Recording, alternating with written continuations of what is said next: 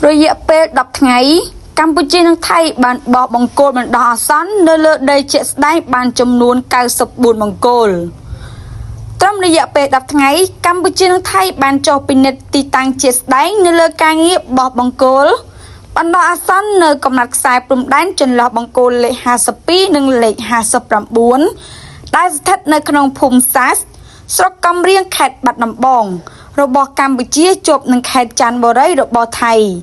ដោយបានបោះបង្គោលបណ្ដោះអាសន្ននៅលើដីជាក់ស្ដែងចំនួន94បង្គោលដែលស្មើនឹងប្រមាណ 56%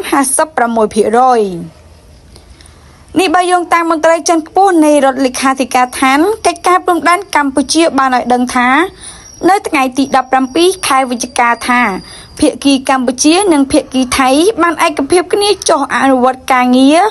នៅលើដីជាក់ស្ដែងចាប់ពីថ្ងៃទី8ខែវិច្ឆិកាឆ្នាំ2025រហូតមកដល់ថ្ងៃទី17ខែវិច្ឆិកាឆ្នាំ